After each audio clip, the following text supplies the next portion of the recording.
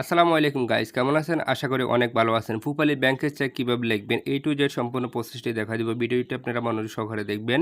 ভূপালী ব্যাংকের চেক বইয়ের মধ্যে কিন্তু ২ টি পার্ট হয়ে থাকে। একটি পার্ট কিন্তু চেকের সাথে থেকে থাকে, কিন্তু আরেকটি পার্ট আমরা কিন্তু ওইখান থেকে আলাদা করে কিন্তু টাকাটি উত্তোলন করি। সেই পার্টটি প্রথম পার্টটি আপনি কিভাবে লিখবেন, চেকের সাথে যে পার্টটি থাকে সেটা ভিডিও শেষে দেখাই দিব, সেটার মধ্যে কি লিখে রাখবেন। তো যাই হোক, আমরা যে খাতাটি দিয়ে আমরা টাকা উত্তোলন করব সেই খাতাটা কিন্তু এখানে দেখতে পারবেন, এরকম লেখা থাকবে আপনাদেরই যদি এমআইসি চেক হয়। আর যদি ইমার্জেন্সি চেক হয় সেক্ষেত্রে হয়তো এখানে দেখুন নামের জায়গায় এখানে হয়তো সিল করা থাকবে, হয়তো বা অ্যাকাউন্ট নাম্বারটি এখানে সিল করা থাকবে, যেটা ইমার্জেন্সি ব্যাংক থেকে দেওয়া হয়। আর যেটা এমআইসি বাংলাদেশ ব্যাংক থেকে হেরা হেড অফিস থেকে দেয়, তাহলে কিন্তু সেটা এভাবে খোদায় কিন্তু কম্পিউটার করে টাইপ থাকবে, এখানে স্ক্যানিংয়ের অপশন থাকবে, সেটাই এমআইসি চেক বলা হয়। তো এখানে দেখুন ডেটের একটি ঘর দেখাচ্ছে। আপনি এখানে প্রথম ২ ঘরে ডেট বসাবেন, পরের ২ ঘরে আপনি মাস বসাবেন, পরের ৪ ঘরে আপনি সালটা বসাই দিবেন। তাহলে কিন্তু ডেটটি লেখা কমপ্লিট। তারপর এখানে দেখুন টেক, এখানে আপনি কত টাকা উত্তোলন করবেন সেই টাকাটা আপনি এখানে লিখবেন। যদি ১,০০,০০০ টাকা উত্তোলন করেন তাহলে আপনি এভাবে ১,০০,০০০ টাকা লিখে এভাবে লেয়ারগুলা টেনে দিবেন।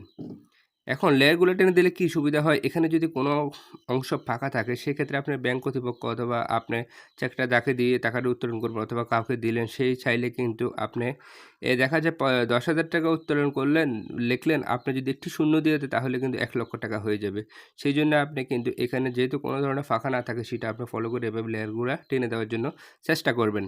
তারপর এখানে দেখুন পে টু একটি লেখা আছে। এখানে আপনি যদি টাকাটা নিজে ব্যাংকে গিয়ে উত্তোলন করেন আপনি চেক দিয়ে আপনি, তাহলে এখানে নিজ লিখলে চলবে, অথবা যদি আপনি কাউকে দেন টাকাটা উত্তোলন করে নিয়ে আনার জন্য, অথবা আপনি কেউ টাকাটা পাবে তাহলে যদি তাকে দেন তাহলে অবশ্যই তার নামটা আপনি এখানে লিখে দিবেন। তারপর এখানে দেখুন দি সেম অফ টেক, এখানে একটি লেখা যেটা দেখাচ্ছে, এখানে আপনি অবশ্যই টেকের ঘরে এখানে অঙ্কে যায় ১,০০,০০০ টাকা যদি লিখে থাকেন তাহলে এখানে আপনি কোথায় ১,০০,০০০ টাকা লিখবেন। চেকটা যদি আপনি ইংলিশে লেখেন তাহলে সবগুলো লেখা ইংলিশে লিখবেন। চেকটা যদি আপনি বাংলাতে লেখেন তাহলে সবগুলো লেখা আপনি বাংলাতে লেখার জন্য চেষ্টা করবেন।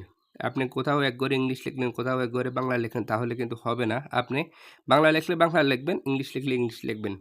যাই হোক, আমার এখানে কিন্তু ৪ টি ঘর কিন্তু কমপ্লিট করে ফেললাম। এখানে দেখুন এখানে সিগনেচার। সিগনেচারটা আপনি ব্যাংক অ্যাকাউন্ট যখন ওপেনিং করছেন যে স্বাক্ষরটি আপনি দিয়েছেন, অথবা যে স্বাক্ষর দিয়ে আপনি টাকা উত্তোলন করেন সবসময়, অন্যান্য যদি আগে যদি চেক দিয়ে আপনি টাকা উত্তোলন করে থাকেন, সেই স্বাক্ষরটি আপনি এখানে দিবেন, অথবা যদি নাম লেখেন তাহলে অবশ্যই আপনি নামটা এখানে লিখবেন। তাহলে চেকের উপরের পৃষ্ঠে উপরের পাতায় যে লেখাগুলো প্রয়োজন সেগুলো কিন্তু সমস্ত লেখাগুলো কমপ্লিট করে ফেললাম। এখন চেকের পিছে আপনি অবশ্যই ২ টি স্বাক্ষর লিখতে হবে।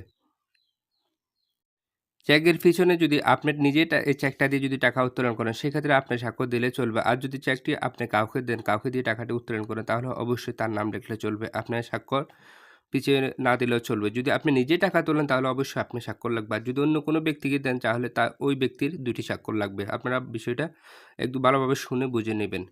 তারপরে এখানে মোটামুটি ১ম পেজের আপনার কাজ শেষ। তখন আপনি চেকটি শুধু ব্যাংকে দিবেন, টাকা উত্তোলন করতে পারবেন।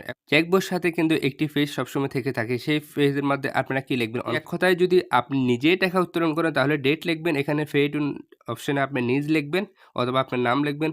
এরপরে আপনি কত টাকা উত্তোলন করছেন টোটালের জায়গায় এখানে টোটাল একটা অ্যামাউন্ট লিখে রাখবেন, কত টাকা উত্তোলন করছেন। আর ব্যালেন্সের জায়গায় কত টাকা আছে সেটা আপনি লিখে রাখবেন। আর যদি চেক পাতাটা কোনো পাওনা দারকে আপনি দিয়ে থাকেন সেক্ষেত্রে আপনি অবশ্যই এখানে ডিপোজিট করে কোন ব্যাংকে দিয়েছেন তার নাম এবং কি ব্যাংকের নাম সংক্ষিপ্তভাবে লিখবেন। তারপরে এখানে দেখবেন দিস সিকিউ অ্যাকাউন্ট নাম্বারটি, সেখানে আপনি সংক্ষিপ্তভাবে তার অ্যাকাউন্ট নামটা আপনি লিখে রাখবেন। তাহলে আপনি হিসাবটা মিলিয়ে নিতে পারবেন। আপনার জন্য এটা খুবই বেস্ট হবে। তো আশা করি বুঝতে পারছেন। ভিডিওটা যদি আপনাদের কাছে ভালো লাগে প্লিজ লাইক, কমেন্ট এবং কি শেয়ার করবেন। চ্যানেলটি সাবস্ক্রাইব করে অবশ্যই উৎসাহ দিবেন। ধন্যবাদ। আসসালামু আলাইকুম।